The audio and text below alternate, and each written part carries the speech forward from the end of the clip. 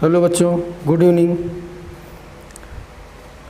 आपके इस और हमारे इस मिशन एक्सीलेंस एकेडमी इलाहाबाद के ई लर्निंग प्लेटफॉर्म पर हार्दिक स्वागत है।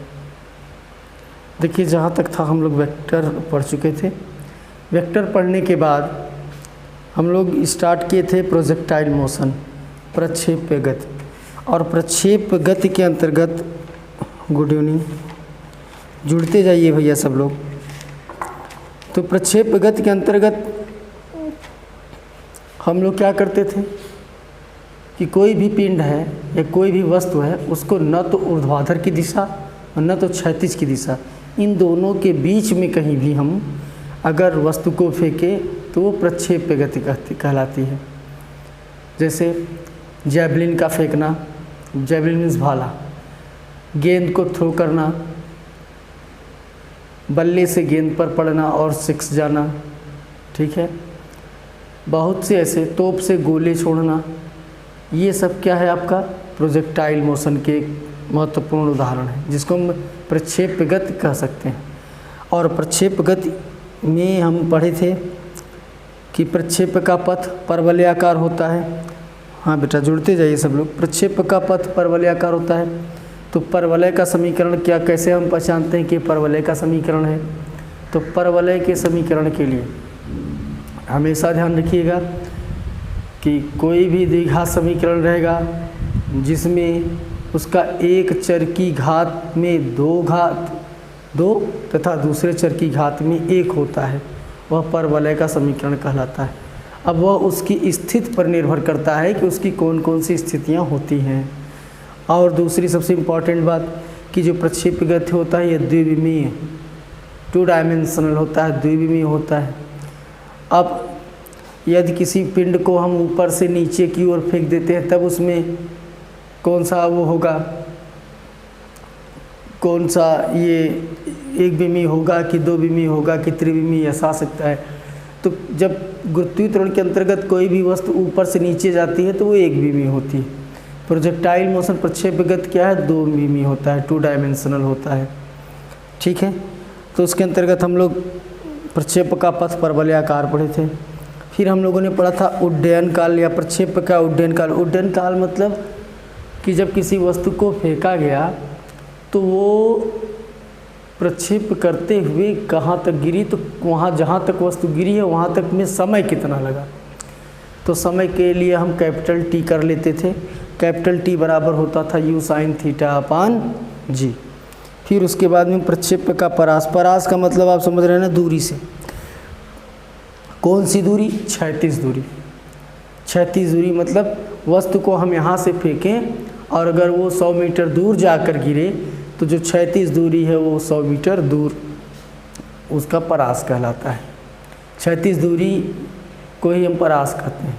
किसी पिंड द्वारा जब वस्तु को प्रक्षेपित किया जाता है तो वस्तु के प्रारंभिक बिंदु से उसके अंतिम बिंदु तक जितनी भी दूरी तय की जाती है वही उसकी क्षैतिज दूरी अर्थात परास कहलाता है, ठीक है। फिर उसके बाद जो हम परास को डिनोट करते हैं R से, R बराबर u² sin 2θ/g होता है। और R महत्तम कब होता है, R अधिकतम कब होता है? जब sin 2θ का मान क्या हो जाए, 1 हो जाए। sin 2θ का मान क्या बन जाए, 1 बन जाए, तब वह R मैक्सिमम हो जाता है और u² g होता है। ये हम लोगों ने लिखा। फिर उसके बाद जाना कि किस कोण पर किसी वस्तु को प्रक्षेपित करें या फेंकें कि वो अधिकतम परास तक पहुंच जाए, अधिकतम परास तय करे। परास का मतलब अधिकतम दूरी तय करे। तो हमने ये देखा था कि 45 अंश के कोण पर। देखिए किस थीटा पर, तो थीटा बराबर 45 अंश, चाहे थीटा लिखिए चाहे 90 - थीटा लिखिए। अगर वो 45 कह रहे हैं तो 90 - थीटा कर देंगे तो भी 45 ही आएगा। तो थीटा या 90 - थीटा के कोण पर अगर फेंका जाए, यानी 45 अंश के कोण पर फेंका जाता है, तो वस्तु अधिकतम दूरी तय करती है, ठीक है। जैसे अभी प्रक्षेप्य का पथ परवलयाकार होता है, तो कैसे होता है? देखिए इसके कई हैं। ये बताए थे हमारे महान गणितज्ञ महान गणितज्ञ थे कौन? इक्लाइड या यूक्लिड या इक्लाइड। यूक्लिड ने बताया था कि इसका प्रक्षेपक का पथ परवलय आकार है कैसे होता है। जैसे उन्होंने एक डमरू का आकार बना दिया, यूक्लिड ने कुछ इस तरह से आकार बनाया था,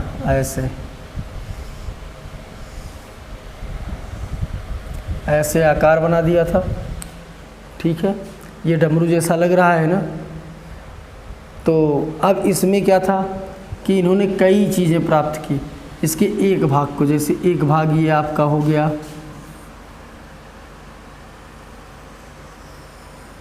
ये देखिए प्रक्षेपक का पथ परवलयाकार होता है। हम आपको दिखा दे रहे हैं, परवलय का आपको हम समीकरण कर बना के दिखा दे रहे हैं। ये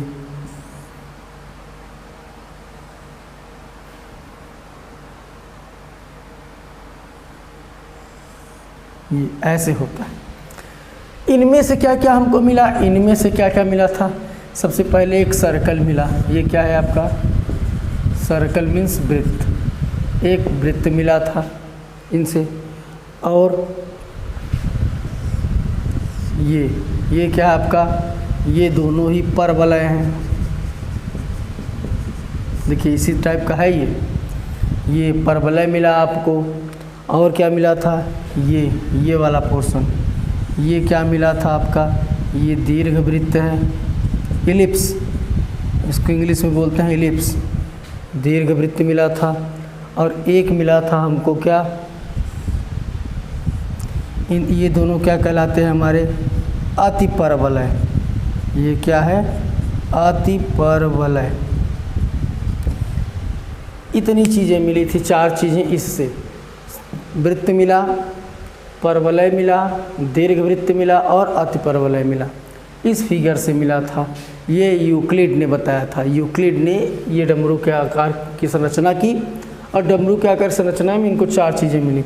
यहाँ पर देखिए इसका जो सूत्र होता है वो होता है y² = 4ax।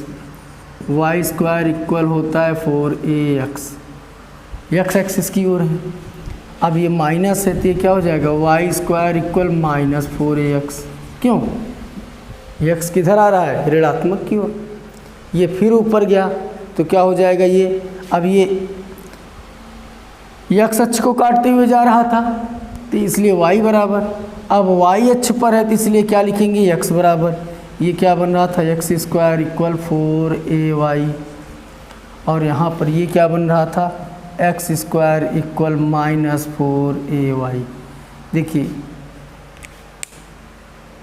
बन गया इतना। अब यहाँ से आप समझ सकते हैं कि किसी भी द्विघात समीकरण में जो चर है हमारा, x की घात 2 है, यहाँ y की घात 1, y की घात 2 है तो x की घात 1, मतलब 1 2 घात और 1 घात, 1 2 घात 1 1 घात सब में मिल रहे हैं ना।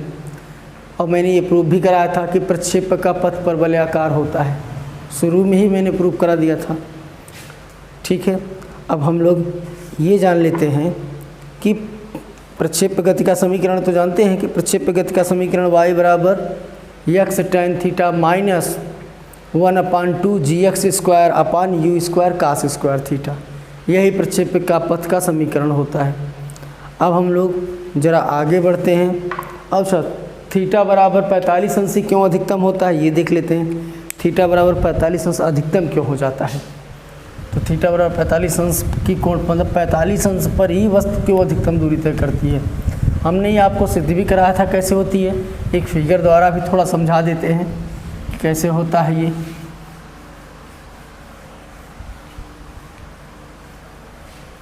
फिगर द्वारा समझेंगे तो ऐसे ही समझ लीजिए कि अगर वस्तु को यहाँ से लिया गया, ऐसे चलिए, फिर यहाँ से लिया गया ऐसे, फिर यहाँ से लिया गया ऐसे, मतलब अगर ये आपका ये 30 अंश, ये आपका यहाँ से यहाँ तक 45 अंश, ये पूरा यहाँ से यहाँ तक 60 अंश, तो बताइए 45 अंश वाला देखिए तो 45 अंश पर सबसे अधिक जा रहा है कि नहीं जा रहा है? सबसे अधिकतम दूरी तय कर रहा है ना 45 अंश पर। ये वाला 30 अंश है, यहाँ से यहाँ तक 30 अंश, यहाँ से यहाँ तक 45 अंश, यहाँ से यहाँ तक। जैसे जैसे कोण बढ़ता जाएगा दूरी आपकी घटती जाएगी। और सपोज करो अगर 90 अंश पर आ गया तो वस्तु वहीं गिरी और वहीं से उठाए और वहीं पर गिर जाएगी। ठीक है, तो अब हम लोग पता कर लेते हैं प्रक्षेप की ऊंचाई क्या होती है। प्रक्षेप की ऊंचाई, यहाँ बेटा जुड़ते जाइए। Good evening. ये सब तो पीछे पढ़ चुके हैं, ये सब तो हम लोगों ने पीछे पढ़ चुका है। प्रक्षेप की ऊंचाई हम लोग हेडिंग डालेंगे। प्रक्षेप की ऊंचाई के पढ़ने के बाद में हम लोग फिर इसके कुछ न्यूमेरिकल करेंगे। ठीक है, तो प्रक्षेप की ऊंचाई हेडिंग डालेंगे। प्रक्षेप की ऊंचाई,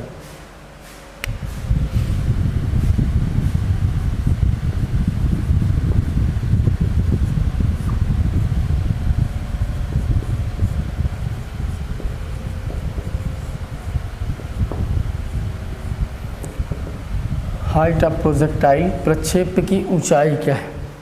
अब प्रक्षेप की ऊंचाई का मतलब समझ रहे हैं कि प्रक्षेप गति करते हुए कण द्वारा प्राप्त अधिकतम ऊंचाई को, प्रक्षेप गति करते हुए कण द्वारा प्राप्त अधिकतम ऊंचाई को ही प्रक्षेप की ऊंचाई कहते हैं।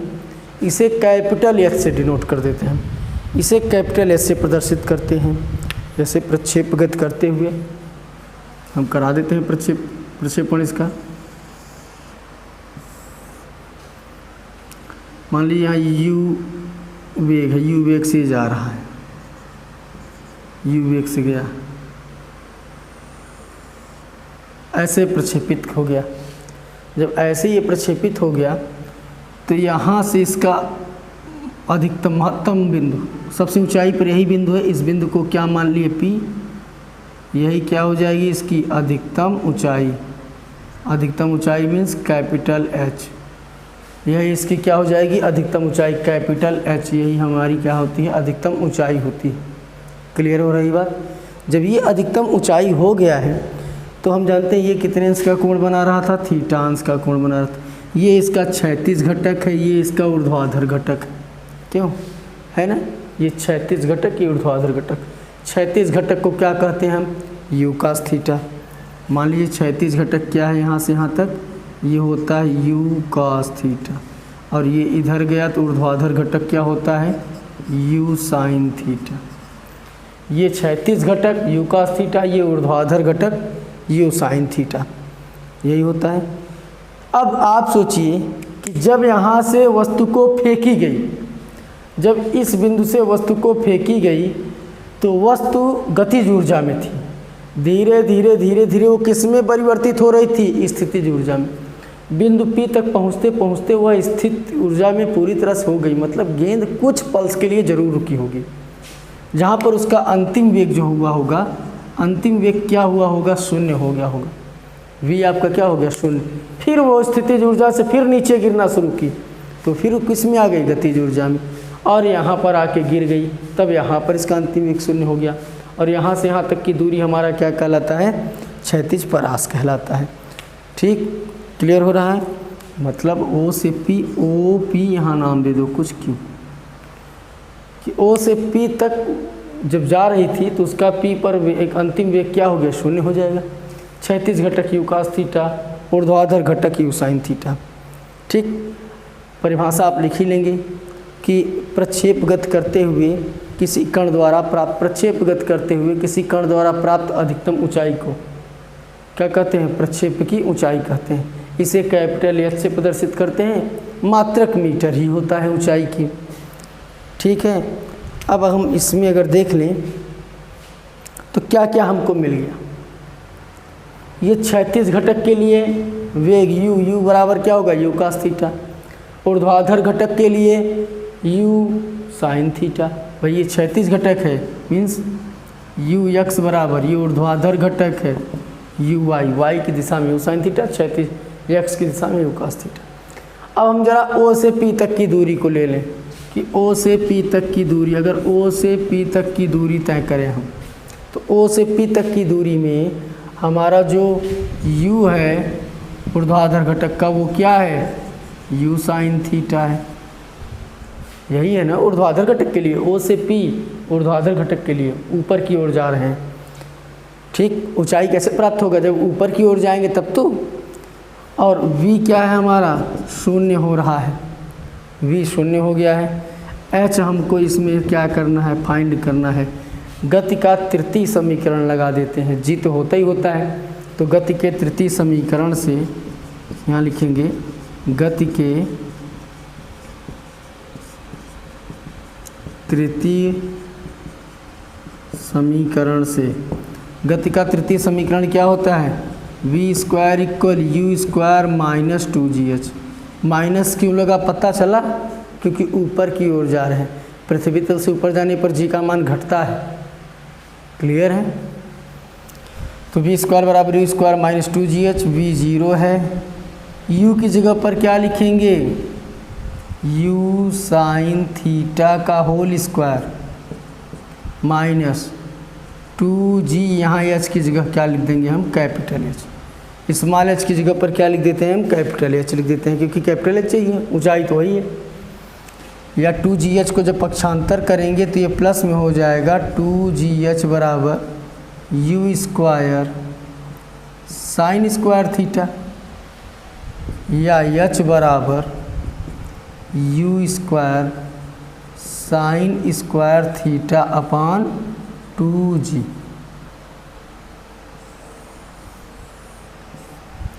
यही हमारा क्या होता है, प्रक्षेप की ऊंचाई होती है। क्या होती है, प्रक्षेप की ऊंचाई। इसको आप लोग नोट कर लीजिएगा। क्यों, ओ से पी की ओर जा रहे हैं, ओ से पी के में हम ऊंचाई के लिए ऊपर जाना पड़ेगा। ऊपर जब जाएंगे तो हमको ऊर्ध्वाधर घटक लेना पड़ेगा। क्लियर हो गया।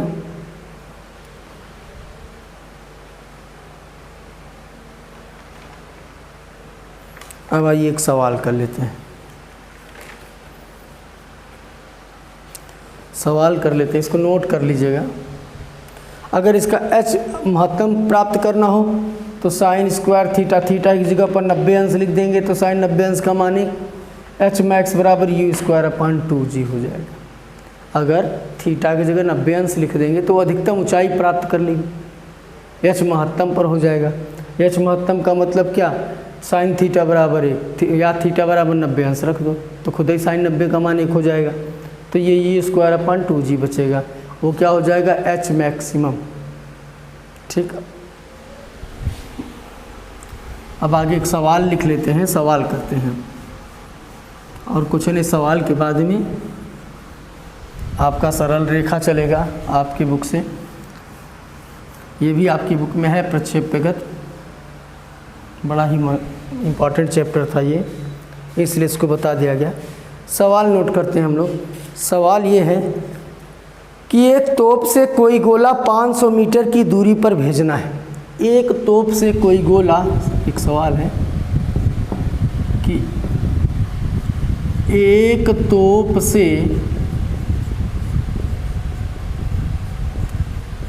कोई गोला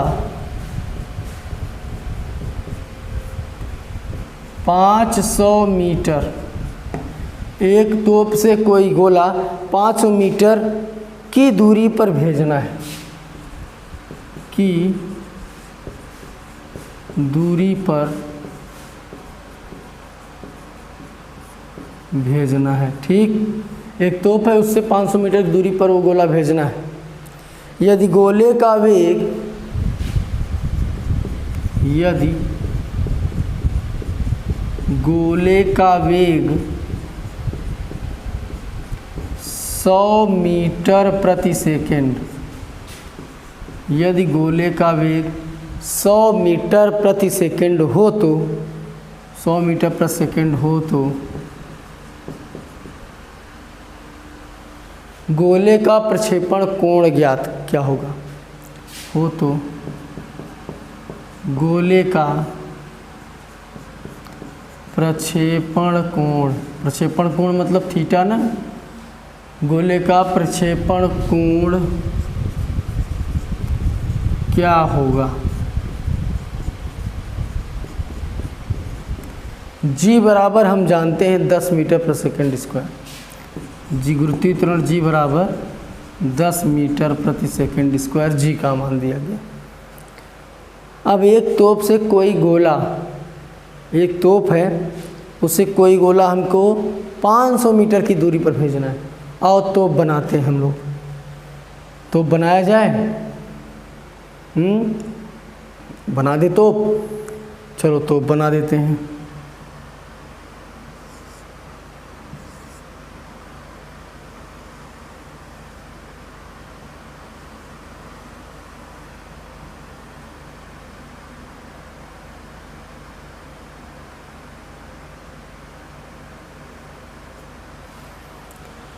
चलो ये तोप आपका बन गया, इसी पर बैठा दो।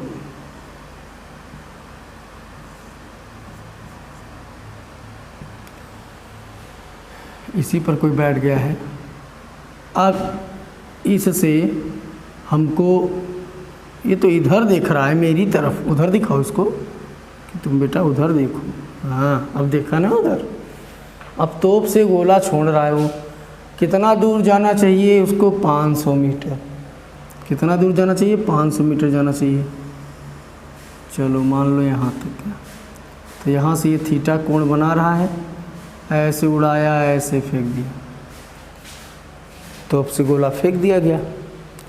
जब गोला फेंका गया तोप से, अभी और थोड़ा सही से फेंक दें, तोप से निकल रही ना ऐसे। तो यहाँ से यहाँ तक की दूरी क्या हो गई आपकी? 500 मीटर। यहाँ से यहाँ तक की दूरी 500 मीटर गोला फेंकना था हमको। थीटा पूछ रहा है, और जो वेग है इसका, जो वेग जा रहा है यहाँ से ऐसे, जो वेग है वो क्या है? 100 मीटर प्रति सेकेंड। वेग कितना है आपका? 100 मीटर प्रति सेकेंड। अब वी लिखिए चाहे यू लिखिए, यू लिख दीजिए, यू लिखते हैं ना, प्रारंभिक वेग है 100 मीटर प्रति सेकेंड के वेग से वो फेंक रहा है। ठीक है, जी बराबर दिया ही गया है आपको, तो हम ज्ञात कर लेते हैं कि हम जानते हैं क्षैतिज परास। किसकी बात कर रहा है? परास की।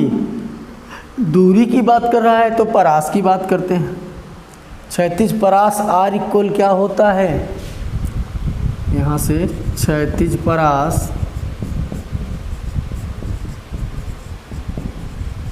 या परास R equal u square sine 2 theta upon g, यही होता है। अब क्या क्या मिला हमको? आर दूरी कितनी है? 500। यू कितना है? 100, तो 100 का स्क्वायर। साइन थीटा तो पता नहीं, तो थीटा ही। जी का मान क्या लिखेंगे? 10। ये हो जाएगा 5000। 10 का गुणा करा दिए हैं 500 में,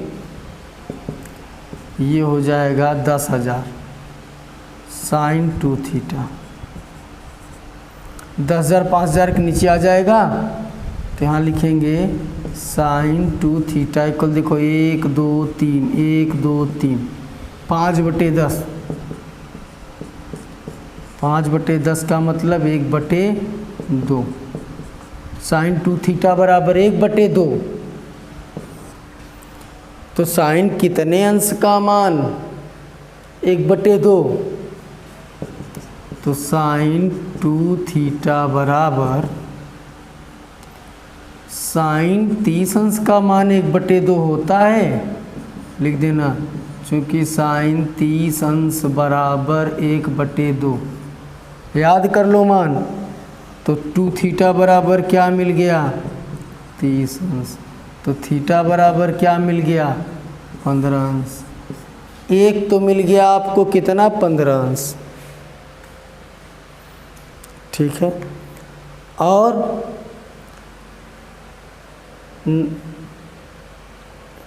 एक चीज़ और जानिए आप, एक तो मान मिल गया 15 अंश, ठीक है, कि 15 अंश के कोण पर फेंका जा रहा है।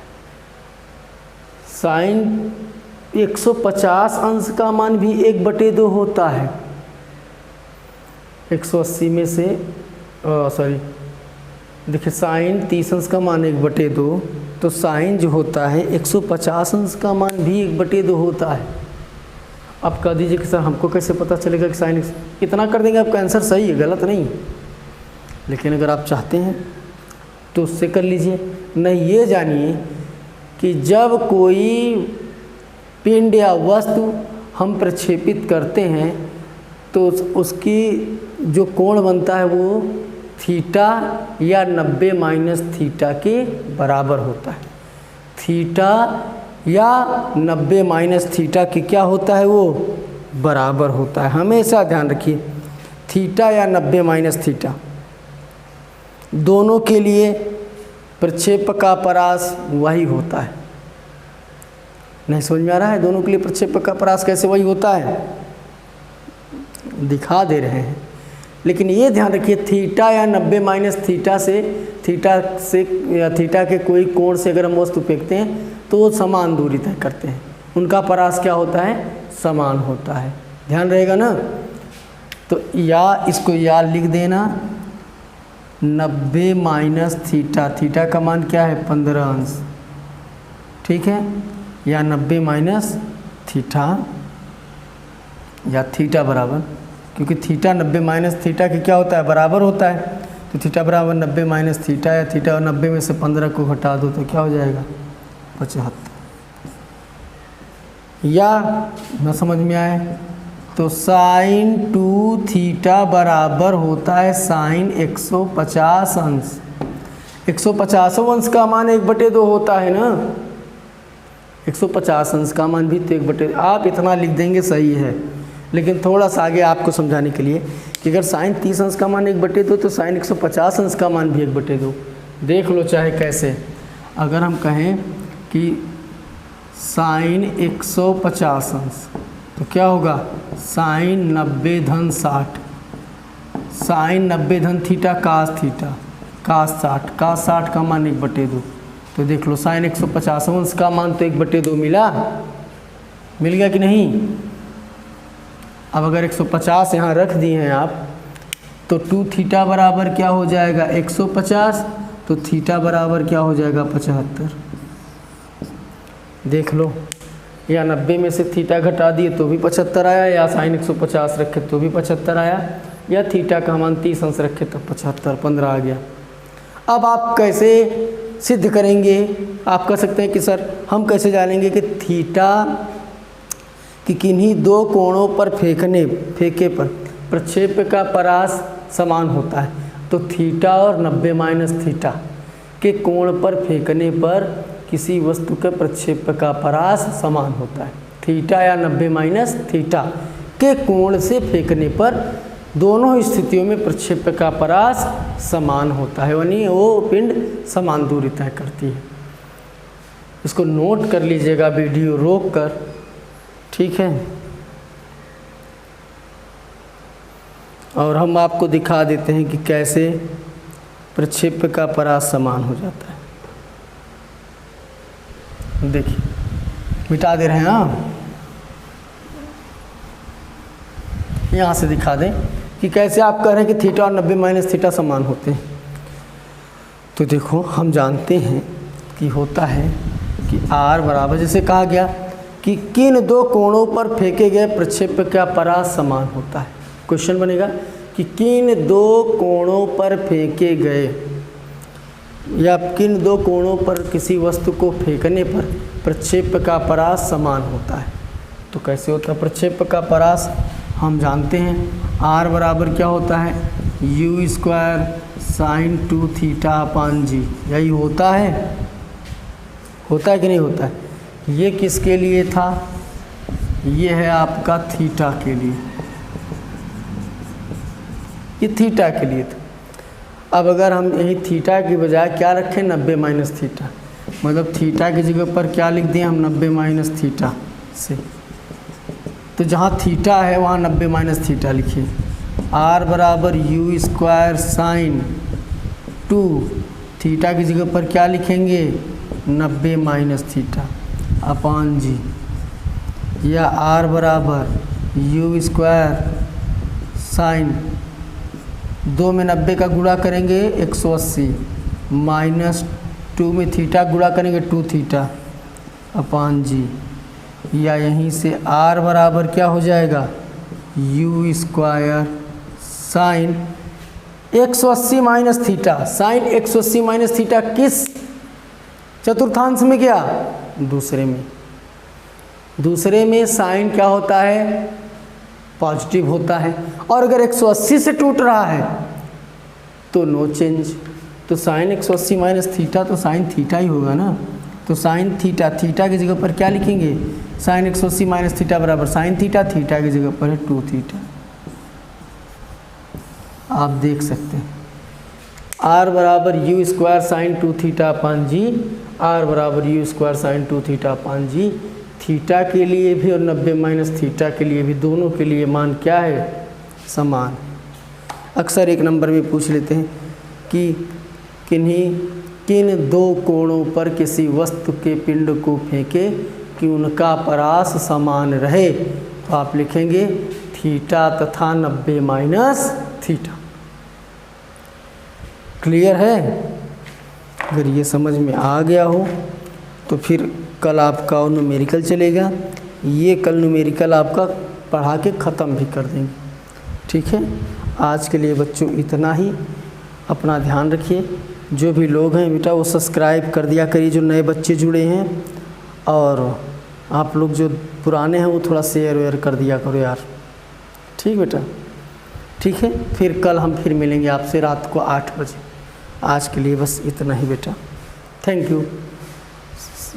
खुश रहिए और सुरक्षित रहिए।